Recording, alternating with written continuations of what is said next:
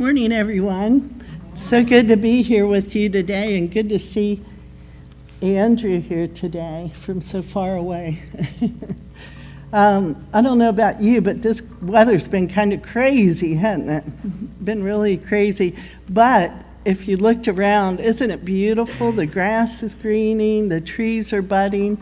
In my front yard, I have a really big tree, and it's just covered with white blossoms, just gorgeous. And so the signs of new life are really neat, except for the birds at 4:30 in the morning. Well, a couple of weeks ago, Marilee Martins talked to us about how the resurrection can bring transformation to our lives. And then last week, Jim Cummings spoke to us and told us how peace could come through the resurrection of Jesus Christ. Well, today I want to share with you about the hope that we can offer others through the resurrection of Jesus Christ. Not too long ago, we celebrated Easter, and it tells about the betrayal, the imprisonment, the death, and then the resurrection of Jesus Christ. He rose from the dead, and he meets with his disciples following him raising from the dead, and he meets with the disciples and those closest to him. In Mark 16:15, Jesus gives his disciples what is known as the Great Commission. Go into the world and preach the gospel to all lands, and whoever believes and is baptized will be saved. Well, after meeting with the disciples following his resurrection, the disciples are more convinced now. They're convinced about all Jesus had told them. And the thing we've got to remember is that many had come to believe in Jesus because of his preaching and because of the miracles that they witnessed. And so when Jesus died, they were confused, they were mixed up, they were stunned by his death. Well, recently we were very saddened by the passing of our sister Mildred Bentley. And she and her husband Howard's over there today, were married for 69 years. Isn't that awesome? And recently I read a story by Norman Vincent Peale. He was talking to a man named Alfred Sloan who had just lost his wife. And Norman was trying to figure out what he could do to bring comfort to this man. And so Mr. Sloan talked to Norman, and he said, "You know what, Norman, I need you to answer a question for me." He said, "I don't want any long, drawn-out answers. I just want yes or no." And Norman said, "If I can answer it, I'd be happy to." And so Mr. Sloan said, "My dear wife has died. She meant everything to me. What I want you to tell me is, will I see her again?" And Norman looked at Mr. Sloan and said emphatically, "Yes." And Mr. Sloan said, "I knew you would say yes. I also believe it. Jesus has always fascinated me. There has never been anyone like him, and his promises are true. But today, I just needed someone to confirm it to me." The resurrection of Jesus is a symbol to us of life and hope, and Jesus came to show us that this life on earth isn't the end. I've been reading a book by David Freeman. It's called We Can Be Kind. And Mr. Freeman, he did a lot of the music for Disney movies and for Broadway. And so anyway, he wrote the lyrics, as I said, for a song called We Can Be Kind. And he ended up writing a book based on the lyrics that he had written. He wanted us to know how to make a positive impact on the world. And you'll hear that song in just a little bit. Well, the song reminds me of the impact that Jesus had while he was here on earth. during his ministry. And one of the greatest examples that Jesus gave us was when he was dying on the cross. It was his compassion. Even then, he didn't think of himself. He, in Luke 20, the 23rd chapter, it says, "There were two men accused of being criminals hanging on crosses on either side of Jesus. And the one criminal criticized Jesus. 'Aren't you the Christ? Well, then save yourself and us too.' And the other criminal admonished him, though, and said, 'Don't you fear God? We deserve our punishment, but he has done nothing.' Then he said to Jesus, 'Remember me, Jesus, when you come into your kingdom.' And Jesus said these famous words, 'Truly I tell you, today you will be with me in paradise.'"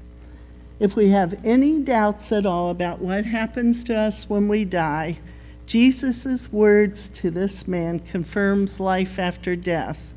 And it also tells us that no matter what our past is, no matter what we've done, that God will forgive us because his son Jesus died for us.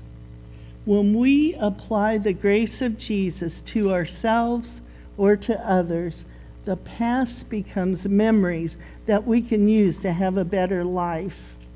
They have no relationship to the person that we are in Christ today.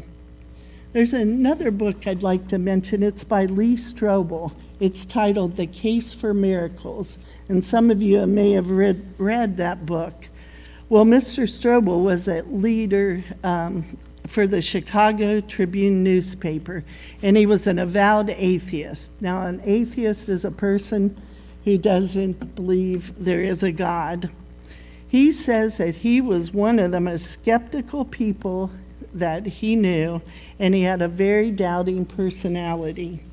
He said that his wife's newfound belief in Christ provoked him to investigate the historical facts of Christianity.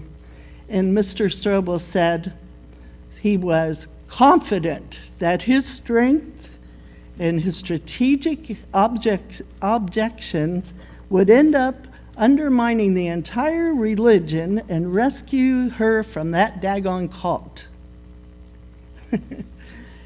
But instead, his investigation convinced him that there really is a creator, that the evidence from history satisfied him that Jesus of Nazareth was resurrected from the dead, confirming his identity as the Son of God.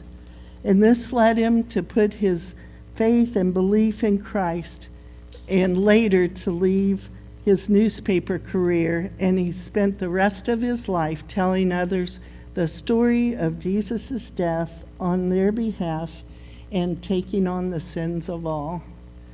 So today our theme is You Are Witnesses. I've just shared 4 examples of how to be a witness for Christ. The first was Norman Vincent Peale when he confirmed to the man that there is life after death through Jesus. The second was David Freeman's book, You Can Be Kind, about how we can change the world through our acts of kindness, just as Jesus did. The third was about the thief on the cross at the crucifixion of Jesus. This was how Jesus himself witnessed to the man on the cross the hope that his crucifixion would signify to the world. And the fourth was Lee Strobel's conversion to Christianity through the faith of his wife. Each of these persons took a one-on-one opportunity to share with another. There was no huge encounter except for how the person's life was changed through the witness of Jesus and of his love and saving grace.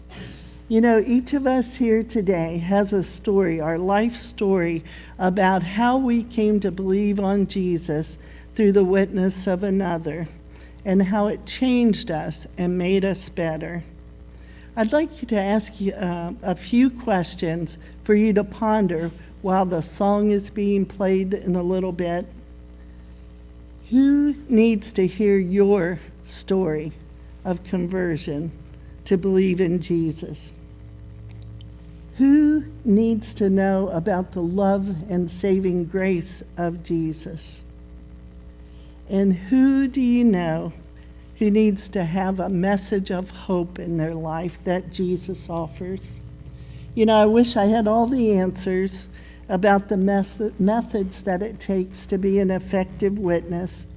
I just know that if we open ourselves and we listen to God's still small voice, that he will direct us when it's time to act and time to witness to someone else.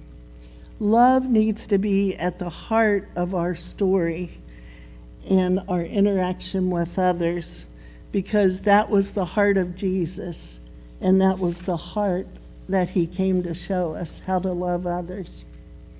In closing, I'd like to read some words from a children's book. It's called Wonder.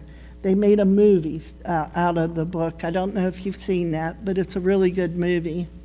And it's about a 5th grade boy who had a disfigured face, and how he went to public school, and how he was humiliated, and he wanted to give up. But gradually, with kindness and compassion there at the school, he began to have acceptance, and he began to fit in. And the notable thing about it is at the graduation ceremony, he was awarded the highest honor of the school by being the most notable and exemplary student. You know, there's many people in the world that long so much to fit in somewhere, not knowing that because of the love, grace, and forgiveness of Jesus, they already fit in. And so I'd like to share the words from the book Wonder. If every person in this room made it a rule that wherever you are, whenever you can, try to act a little kinder than necessary, the world really would be a better place. And if you do this, someone, somewhere, someday may recognize in you the face of Christ. Thank you.